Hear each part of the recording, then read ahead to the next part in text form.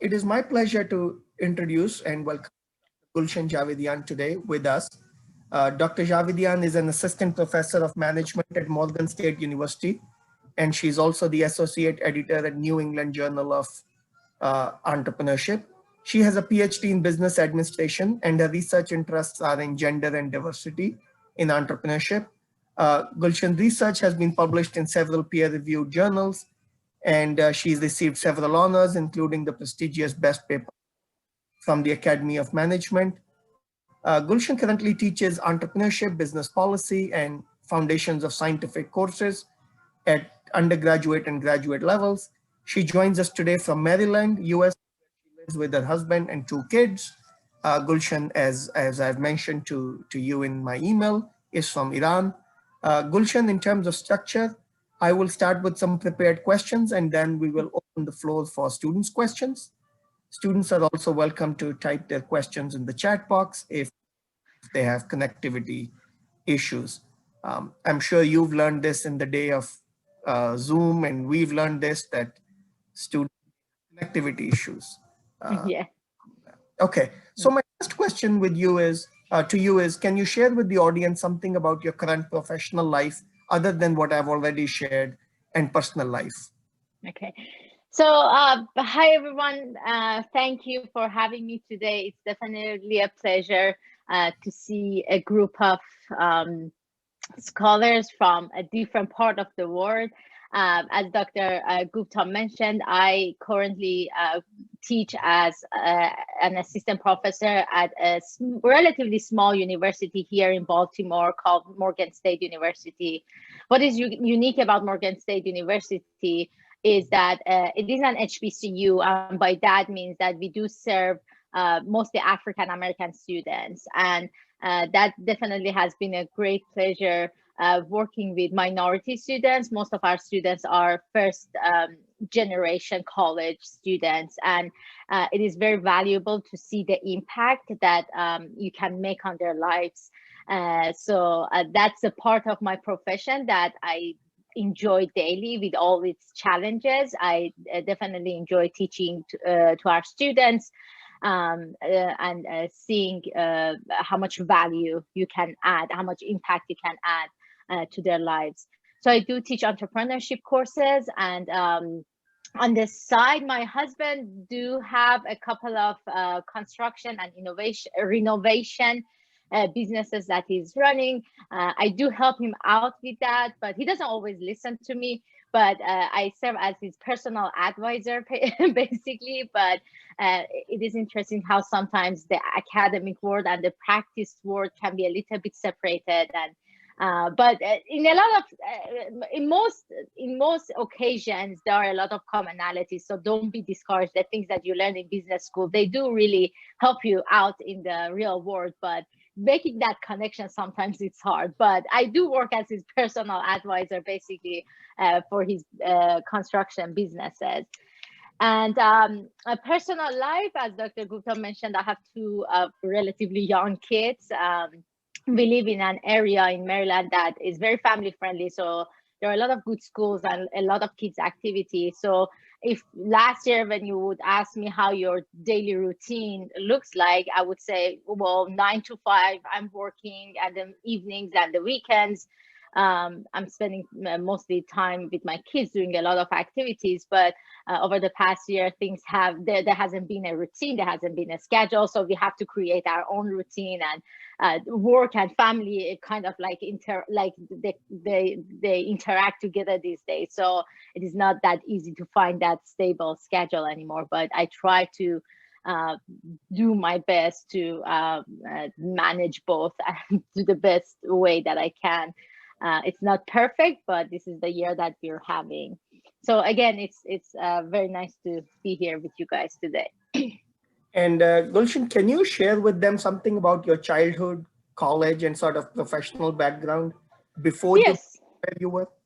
Yes, sure. So I grew up in Tehran, the capital city of Iran. And when I was growing up, when we were going to high school, we had to select a major. I don't know if things are like that in India or not, but we had to select a major and choose between math, science, or social studies right when we were at high schools. So that was a little bit challenging for a 14 or 15-year-old decide what they want to do. But being in the culture that I think you guys may be familiar with, most of the good students are pushed to become engineers and doctors. So just like them, I was also pushed to go towards mathematics so I can become an engineer later. So I picked mathematics, even though I didn't like mathematics at all, and I was not good at it. I was more into social sciences from early on, but I was discouraged from going to social sciences just because, again, there's that perception that you're gonna become a doctor or an engineer. So we did have an entrance exam to enter college in Iran, and I took that exam. And again, because my math and physics were so bad, I scored very poorly on that exam. But I think that was my luck. I was very like eventually that worked out very well because I was able to. I wasn't able to get into an engineering school, but I was able to get accepted to industrial management, which is basically similar to business administration here. So that worked out very well for me because as soon as I entered college and I started having courses on organizational behavior and human resource management and those topics, I was like, yes, this is what I want to do. So I finished my college education in 3.5 years. I had a 4.0 in college, and I was at the top of everything. I really loved like the courses that we were taking, and right there, I believe it was my second semester that I had that organizational behavior course, and right in that class, I think it was maybe the first session or the second session that I made that decision that this is what I want to do and I want to teach it. So for me, it happened very early. I knew what I wanted to do from very early on, but I didn't know how to do it. So my father, after I finished my undergraduate degree, my father won the lottery, the US lottery for green card. So if you guys are familiar with it, every year US have this lottery to bring to increase diversity in US. They give visas to people around the world, and my father won that lottery. So I came here to US, and at the time that I came here, MBA was relatively still a new thing. And when you come in America or in any other foreign country as an immigrant, you first start hanging out with the people from your own culture and from your own country. And as you can assume, most of the people that I knew, again, they were in engineering school. So none of them really know about that much about business schools or MBAs. And those are the people that I would have talked to. So I really didn't have that much of a guidance how to move forward, and kind of did things with a very little guidance and knowing what the right thing for me is. But I ended up going to get my MBA in a small school in North Carolina. And when I finished my MBA, I only did 1 year of internship to get some industry experience. But because I was always determined to do my PhD and become a teacher, at the time I didn't know there's research also involved with it. I know it's becoming a teacher, like I wanted to teach, so I wanted to get a PhD. I didn't know much about the research aspect of it. So immediately I applied for my PhD and got accepted to Morgan State University, which is the same school that I am right now, and started my PhD there in management. And there I became familiar with research and how research is a very important component of getting your PhD in US. It's even more, like right these days, I tell my students, you come into the PhD programs thinking that you want to become a teacher and this whole thing is about teaching, but maybe only 10% of it is about teaching. 90% of it, even as a PhD student, I would say 95% of your time is focused on research. Well, they will give you a class to teach here and there. So, but for some people that is hard. But fortunately for me, that was a good thing because I really started to love research, and I really again, from early on, I knew the topic that I wanted to work on. I was always interested in women issues and gender issues. And when I went to business school, I knew that I wanted to look at women or gender issues in leadership. In my PhD program, we had a seminar in entrepreneurship, which I took with Dr. Robert Singh. And then I became familiarized with entrepreneurship as a field, and I really liked it. And the reason why I decided to switch to entrepreneurship and look at women entrepreneurship rather than women leadership was because I had, because I knew women in Iran, because of the challenges that they have in the workforce. The majority of the women in the workforce in Iran are entrepreneurs or self-employed. So at the time, the latest number that I have is that 52% of women in the workforce in Iran are entrepreneurs. So that's why I knew that if I want to do something with gender, and if I want to do things still within the context of Iran, entrepreneurship seemed like a very good topic for me. So that's how I got into the field of women entrepreneurship. I did my dissertation, my PhD dissertation in that area. And then immediately I got a job offer from University of New Haven. So I started my job at University of New Haven in Connecticut, but I always knew I wanted to stay in Maryland in this area. Honestly, one main part of it is because of the Iranian community here. There's a relatively large Iranian community here.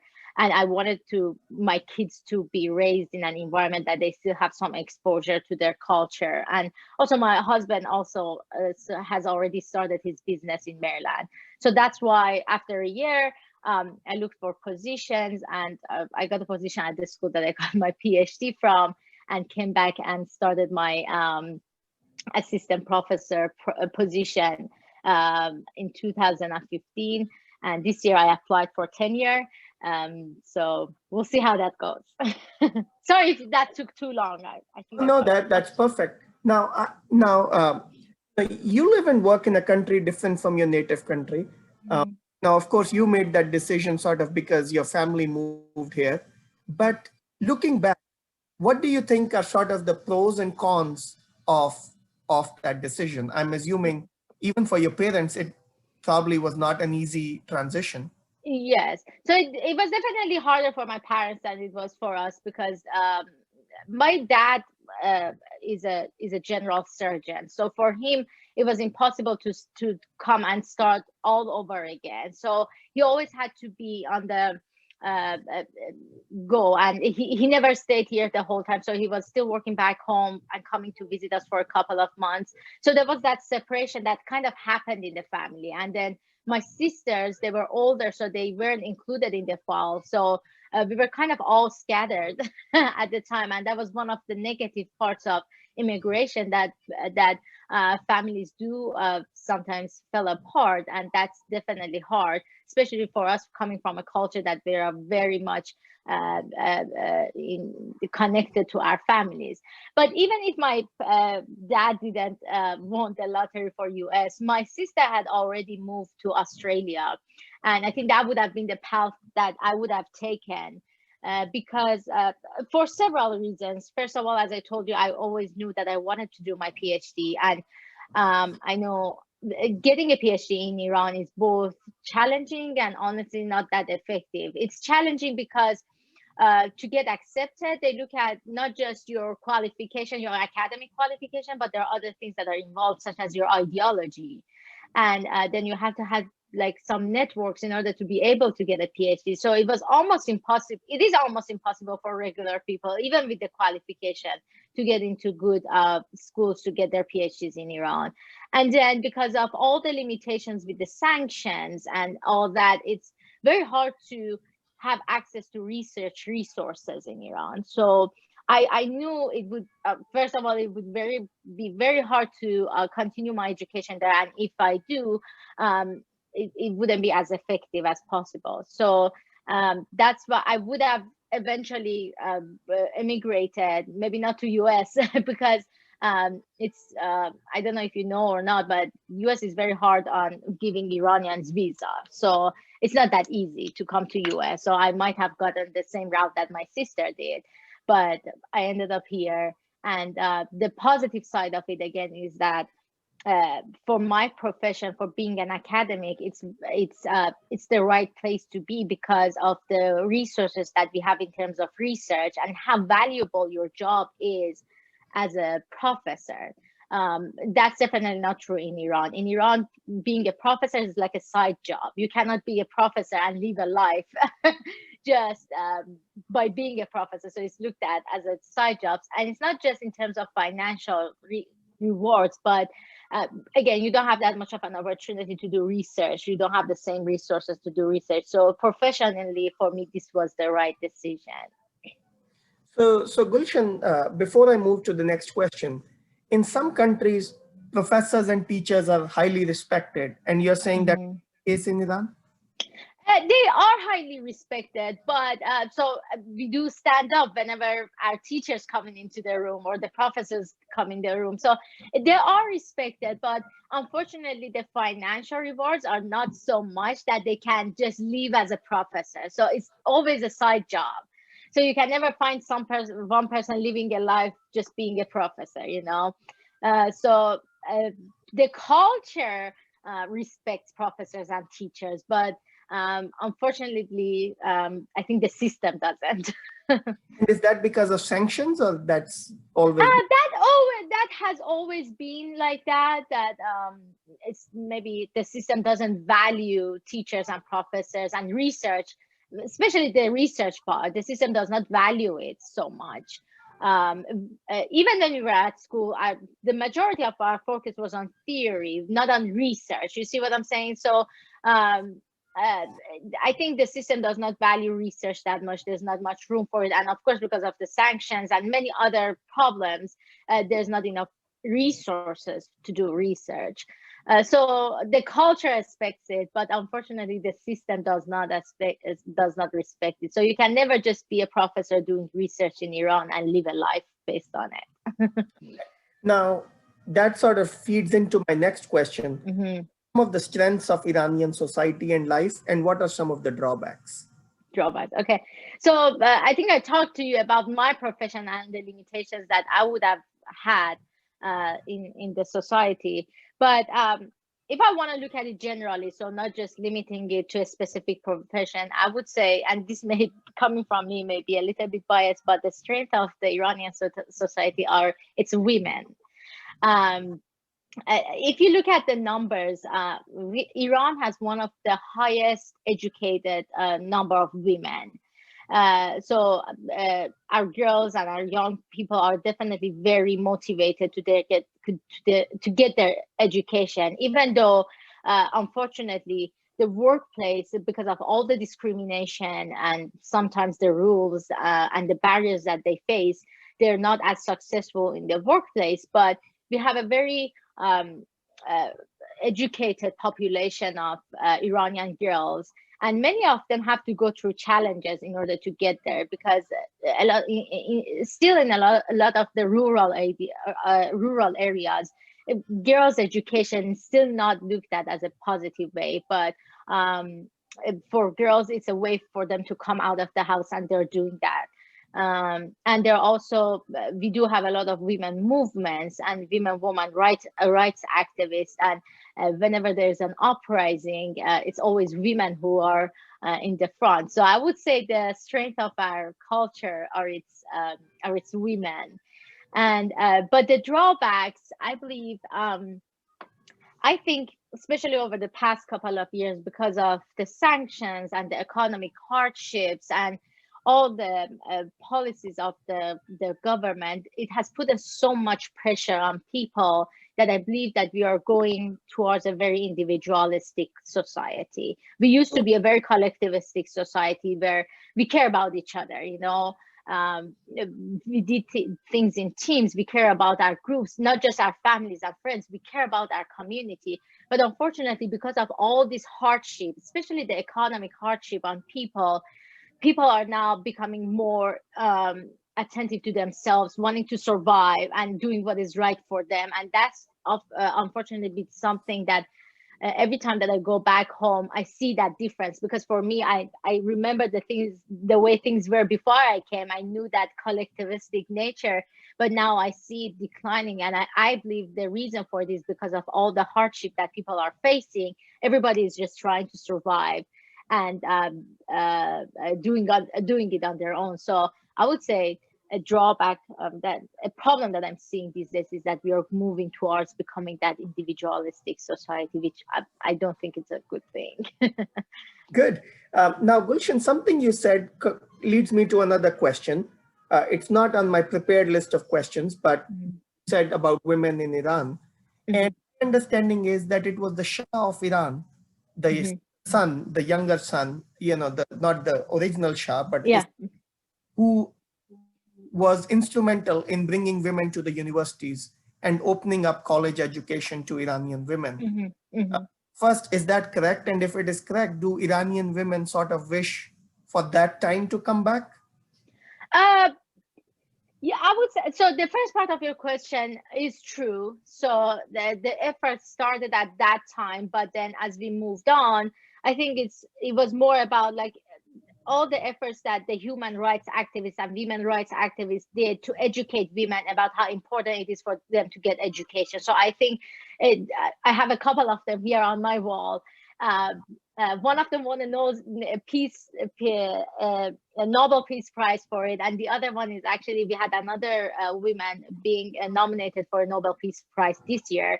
So I think it's are those activities. I believe it is those activities that mostly like educated women to go towards educated women and their families to become more educated.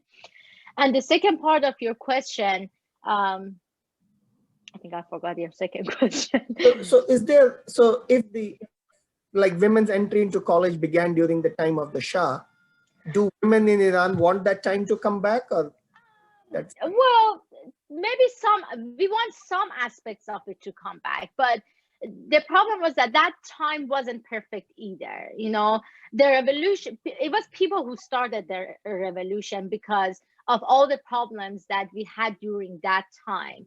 But obviously they didn't get the result that they wanted. It went a different direction. So there's some aspects of it that people do want back, especially the social freedom. So that's one of the things that we definitely want back. And also the positive image of Iran at that time compared to now. Those are the things that we want come back. But there were definitely like restrictions and freedom of speech at that time as well. And that's why people, the revolution started because of mostly because of the lack of freedom of speech at that time.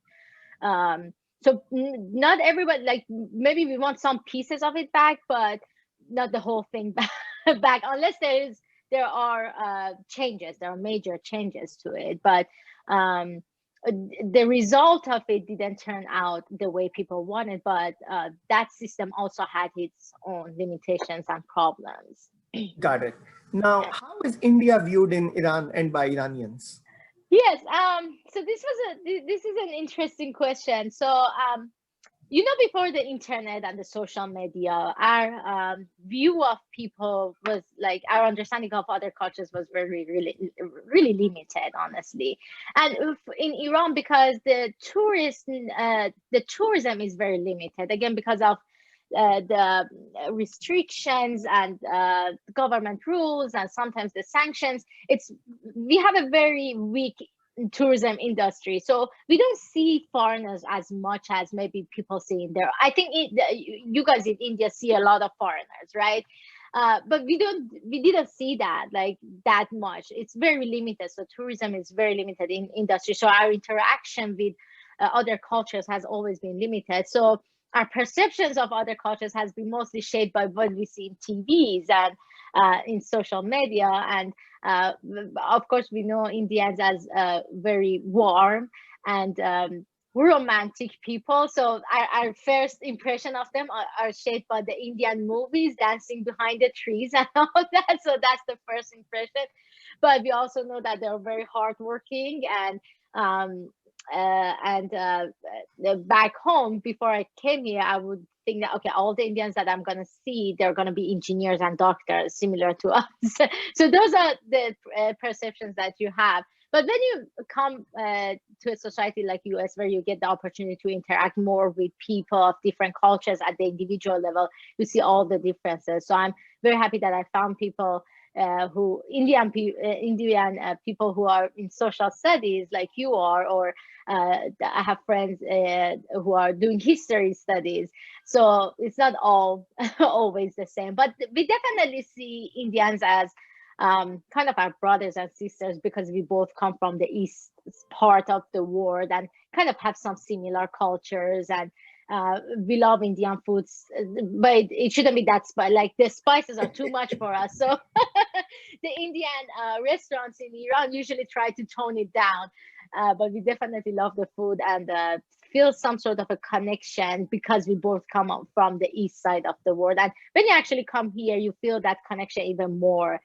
Because you see the similarity in the values, especially that collectivism values, which is kind of dying in the Iranian society. But when you come here and you find people from the east part of the world, you feel that those similarities between your culture and their culture.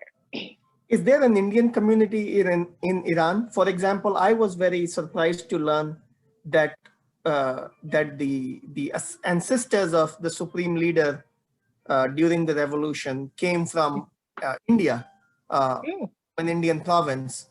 There like an Indian community in Iran? Maybe during the times, maybe I'm not as, so my response to you is based on just my observation and my experience. There was a time that things were better, like before the sanctions, and kind of during the Obama years, and kind of a couple of years before that there were more international trades and there were more international relationships between Iran and other countries. We would see Indians especially coming to work in international companies such as Nokia or Siemens, or those type of companies that are international companies. So over that period of time, we did see a rise in not just Indians but other nationalities. But I think when the sanctions come in and when the economic hardships come in, you see the decline. So this is just based on my observation that whenever things are better and whenever there's that international relationship between Iran and other communities, we do see more communities coming in, but they would decline. So I haven't really seen an Indian community within Iran, or see there like having a real big community or anything. I have seen people coming in and out depending on the situation, honestly. Great. Now we'll open the floor to students for questions. Questions from the students. Hello, ma'am. Hi. Hello, ma'am. This is Avik. Hi, Avik. Is this Avik? Yeah. Yes, sir. Please go ahead. I have two questions. First one is a general question related to Iran. Like, as we know, like when under the rule of Shahs in Iran, like Iran was considered to be a more of a progressive society, and especially the Iranian youth were very much like influenced by the American culture and American movies. But in 1979, when Ayatollah Khomeini came to power, and most of the movies were banned, and there was a drastic shift in the culture between like pre-1979 and post-1979. So what are your takes on this? Like, how difficult was those years in Iran? And the next question is more of a personal front. Like, if we still see there's a huge clash between Iran and US, and US people generally don't see Iran as a very close aid to them. So how is your experience being in US for so long, and like how US people actually see Iranian people? Okay. So these are two. Okay, good. So about your first question, before the revolution and after the revolution, yes, we had a very positive, before the revolution, Iran has a very positive image in the world because of its rich culture and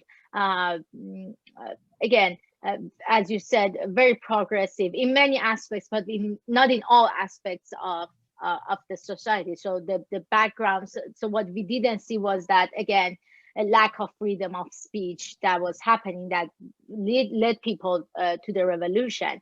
But then after the revolution, I think the earlier years were very dark years. I was very young at the moment, but I knew the earlier years were very rough because of this new government coming in, and all the sanctions, and then all the limitations that the government imposed on people. It was very dark. It was very dark days, and people were, as you said, very disconnected with the outside world. We didn't even were allowed to, like, for a while, we weren't even allowed to have videos, or even our TV was very limited. But after a while, when technology developed, satellites came in, and internet, even before internet, we had satellites coming in. So we were able to get a little bit more of an interaction with our outside world, watching movies from different parts of the world, watching the news from the different parts of the world. And it was illegal to have satellites at home, but most people had it.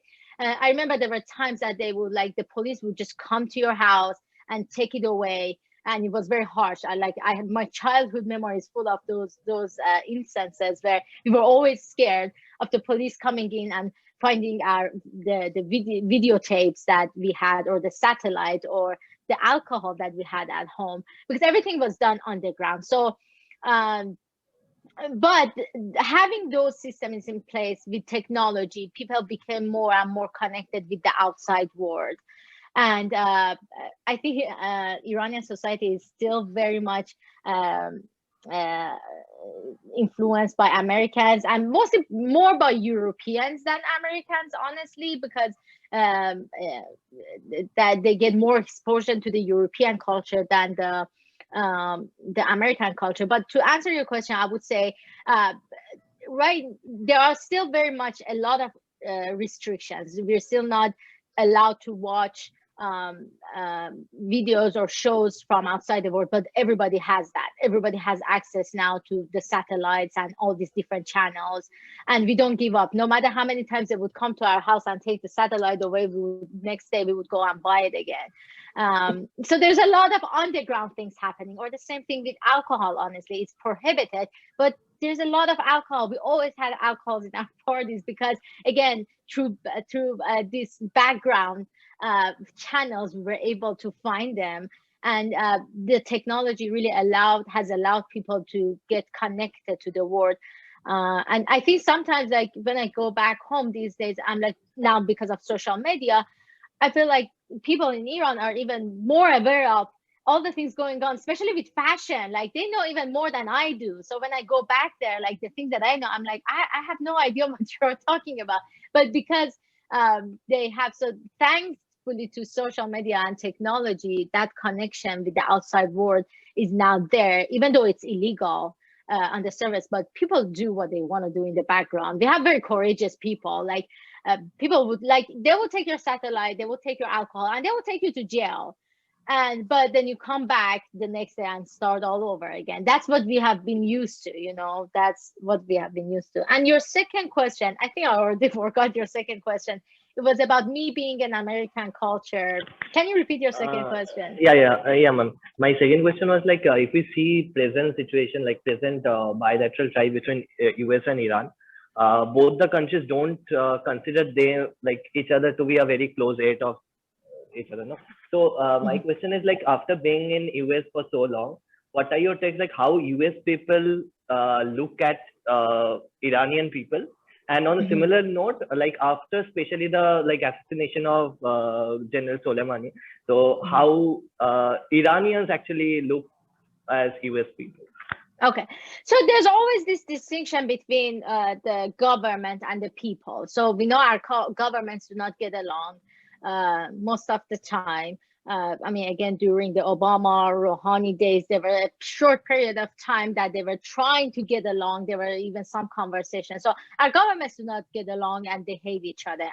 But the things that you see, for example, on TV about Iranian people coming out and chanting "Death to America," it's mostly made up, to be honest with you. The thing that I see within the society is that but Iranian people do love American people, like, and Europeans, because they're kind of their role models. They want to be like them. Like, they're very, again, we are very progressive in our nature. So we want to be like the Western world and go do all the things that they're doing. So I would definitely say people, Iranian people, I can say 90% of them, the real people do not really have any problems with American peoples, and they actually love them. They look up to them.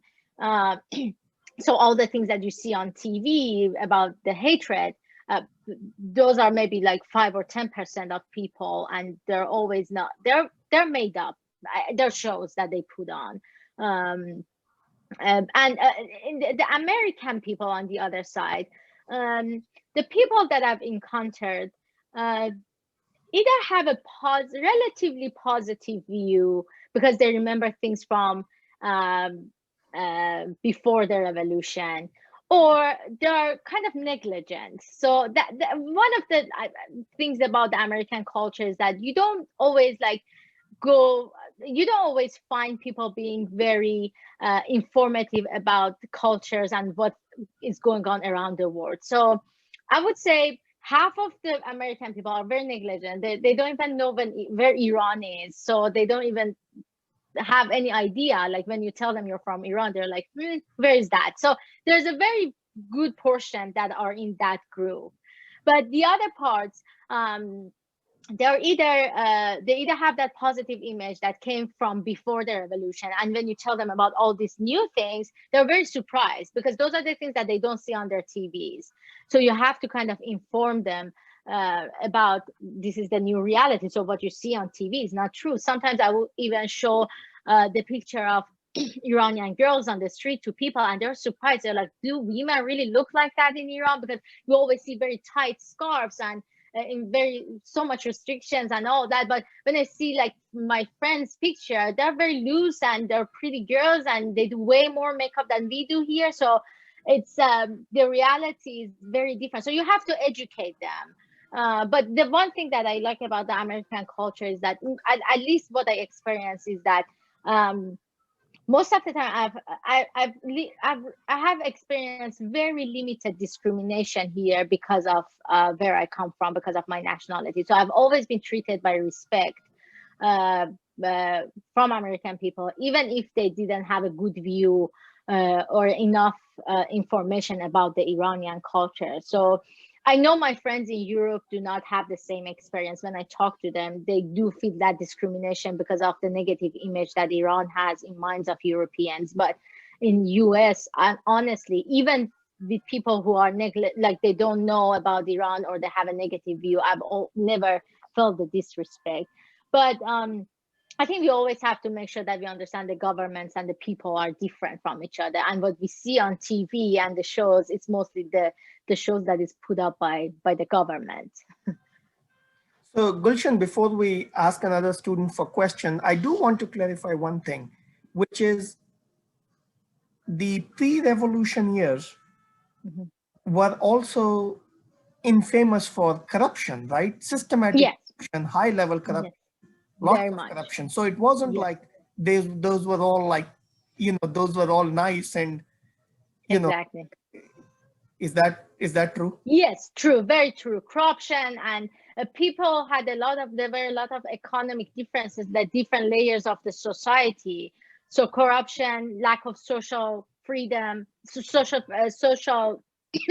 lack of freedom of speech. You see social freedom pre-revolutionary, but you didn't see freedom of speech, and yes, of course, corruptions.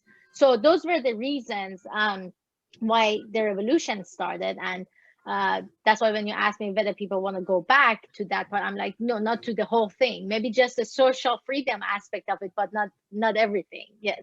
Okay, good. Other questions from the class? Hi, ma'am, this is Nimisha. Hi. Yeah. So, ma'am, it's really inspiring to know that you've been associated with entrepreneurship, and you specifically talked about women entrepreneurship. So like in certain roles, especially in business, we hear women CEOs, women entrepreneurs more. And in like certain roles like professors or doctors, we do not specify like she's a women professor, women doctor, something like that. So what according to you is the future and the growth of women entrepreneurship as a whole, and like at what time will be there when there's no gender differences in business? Very good. You've made a very good observation. So even in the American culture, where you think there's more gender equality, there's still barriers for women entrepreneurship in the practice field. So even though more and more women you see starting their business, so if you look at the number, the gap has decreased. So there are more women starting business, but because of many reasons, including lack of access to resources, their businesses do not grow as much as male-owned businesses, or they stay smaller, or their failure rate is higher. So there's definitely that gender gap, mostly in terms of the size of business and the growth of a business, even in US. And I like what you brought up about the academia and how we have limited number of professors in female professors. The number of female professors that we have in fields like entrepreneurship is way lower. I think entrepreneurship is also, I believe that entrepreneurship, because it involves that technology and innovation aspect, I think it is still a masculine discipline. I view it in the same line of STEM. And we know the STEM education, science, technology, engineering, and mathematics is mostly a male-dominated field. And I believe entrepreneurship is somehow also within that field. So when people do their PhDs, a lot of the times I see women going more towards organizational behavior, human resources, those fields that are maybe considered as softer, you know.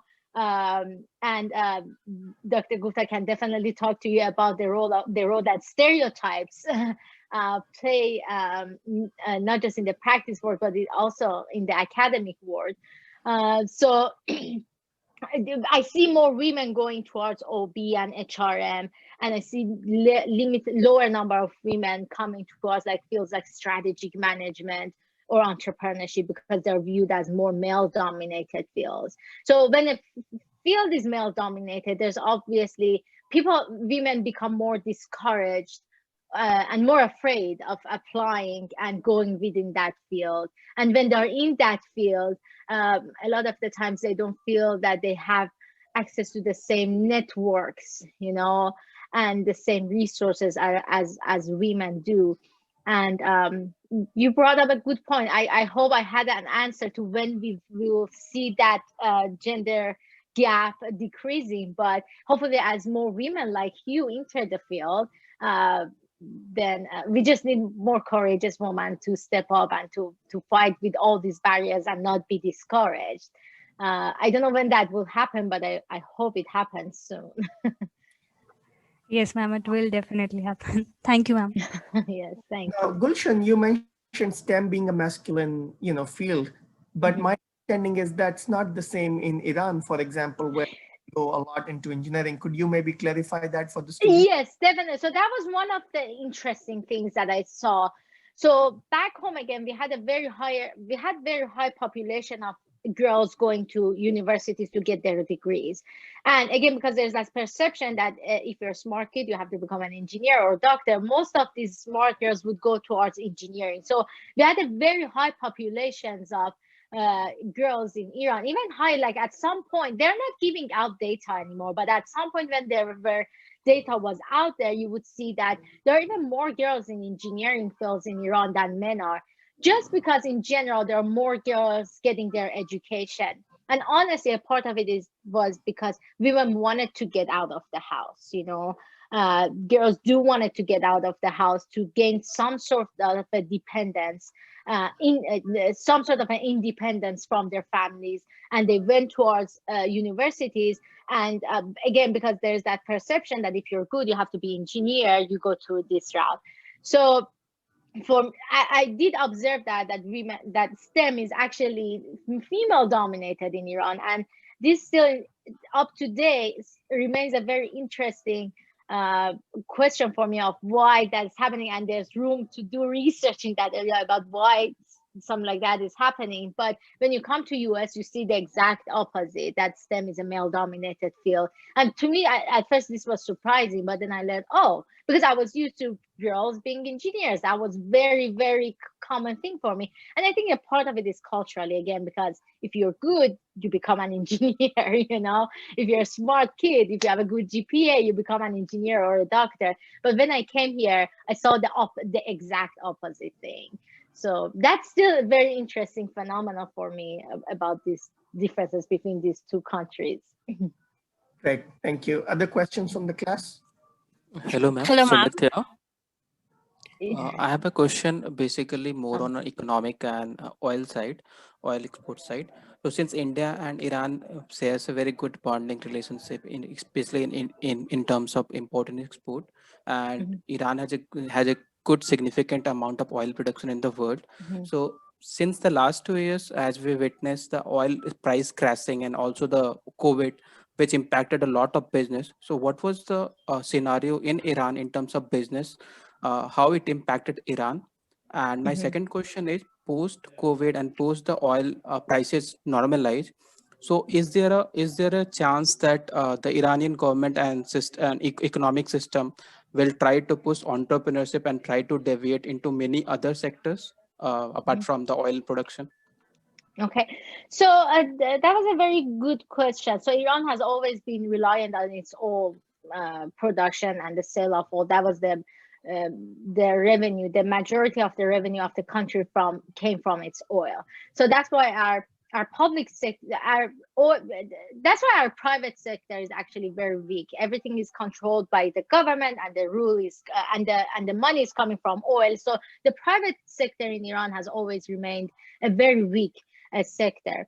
And even putting aside COVID and the low oil prices, we face the sanctions. So all three together have ended up in enormous economic damage to Iran. So the numbers may not be out there yet, but if you there are some numbers out there showing, like, for example, I was looking the other day that the ease of doing business in Iran is dropping, or the revenue is dropping. So and I see the economic hardship on people, which is not just because of COVID and the oil prices, but because even before that, because of the sanctions, many countries stopped buying oil from Iran. So if you look at the numbers, the oil sales has dropped significantly even before the COVID happened. So there's a lot of economic hardship, and I see that on the lives of people. The prices are going up high, and living in Iran right now is more expensive compared to living here in US where I live. And the revenues are much lower. So when I compare the price of, for example, meat, price of milk, price of like just your daily needs, it costs more to buy in Iran than it costs here. But your revenue, your income here is way more than your income over there with all the dollar differences and all that. So there has been definitely a lot of economic challenge over the past couple of years, not just because of COVID, but because of the sanctions and the government policies. And whether you think if things go back, your second question, let's say things go back after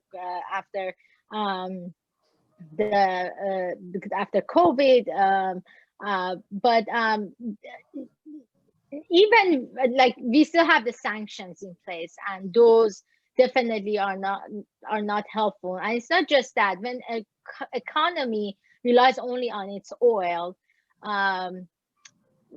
and doesn't really have strength in other aspects of the economy, such as the private sector, I think they're always in danger of coming to economic crisis that there are right now. So for me, I don't think that the problem of economic hardship will go away after the COVID or even after the sanctions. The structure of our economy and the structure of our government is flawed.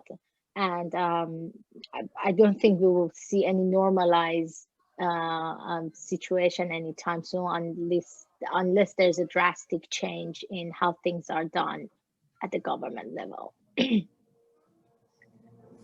Any other questions? Hi, Gulshan ma'am, this is Bhagesh here. Gulshan, that's the last question. So after Okay. that, because I know we already crossed the time. So That's okay. yeah, go ahead, Bhagesh. So ma'am, thank you for the insightful session. First of all, my question to you is, how easy or difficult is it for Iranian men and women who emigrate to the US to pursue their respective opportunities to come back to the Iranian society and be embraced by the families and the people that they leave behind? Okay, so when you go back, you're definitely embraced by your family. Let me first tell you that I would say 90% of people, when they immigrated, they don't go back, unfortunately. And that's something that, like in other cultures, like for example, I look at people who come here from Turkey, for example. Most of my friends who came to Turkey to get their education, they went back. Because they do have good job opportunities and they have a society that they want to go back and contribute to. But unfortunately, Iranians, when they come here, they stay because they're not going to have the same opportunities in terms of jobs and in terms of freedom that they have here. So very small percentage of Iranians would go back home. I would say it's very small. When they go back, you're definitely valued. I mean, because especially when you're educated and lived in a foreign country, when you go back to your country, there's especially a positive image of you, but there's not that much of an opportunity for your career and for your profession unless you're tied to people that you should be tied to. So unfortunately, that's something that doesn't happen very often once we come here, because of the profession and because of the freedom, the majority of us do not go back. So Gulshan, Thank I you, ma'am. see from the chat box, there are many questions for you, but we don't have time. So, is it okay if I encourage the students to sort of reach out to you directly if they haven't? For sure. Yes, for sure. Please feel free to share my emails with them, and I'll be happy to respond to their questions. And if there are any other things that they would like to discuss, I'll be definitely happy to be in touch with them. So my sort of parting question, last question to all guests is, given your experience and you teach so many students every year, what advice would you offer to our students who will be graduating to work in a globalizing world? Yeah, okay. So I think my advice would be a little bit different from what you would normally get from a guest speaker. But what I wanted to say is that I told you my story about how I ended up in small schools and moved my way up. And a part of me was always upset about that because of my lack of knowledge about the system, and because how I was placed in the mathematician field, but I didn't really fit there. Things didn't work out exactly as I wanted. I didn't go to the top schools, or I didn't end up. I ended up in the small schools anyway. But what I always did was I tried to reach out for other learning and training and resources out there to improve my skills. And that's the comment that I have for students here. No matter where you end up after here, you may decide you want to do your PhD, you may decide you want to go back to the workforce. No matter where you end up, just first of all, be the best at what you are, where you are, and don't limit yourself to what you're getting from that place. So always try to look out for opportunities outside of that place to enhance your skills and your knowledge about your field. And don't be limited to what you're getting from the place that you are. You may end up in a small place like I am, but if you have that courage, basically, to go out and ask for help and seek for resources and look for opportunities to network and learn from others to improve your skills, you can end up in a good place. So last year, I hired someone from a top university in my school that I wish I had gone there. And I hired him, and now I'm his mentor. So I look at that and I'm like, okay, I'm at the same place that he is, and I'm his mentor, and I brought him here. So don't be discouraged thinking that what you have is not enough, or where you have there's not enough resources. Try to go beyond that and look for resources and opportunities to improve your skills no matter where you are. On that note, Gulshan, let me thank you very much for your time today. I know we said 30 to 45 minutes and we end up taking 1 hour of your time. No, this was definitely a pleasure being here. Thank you very much.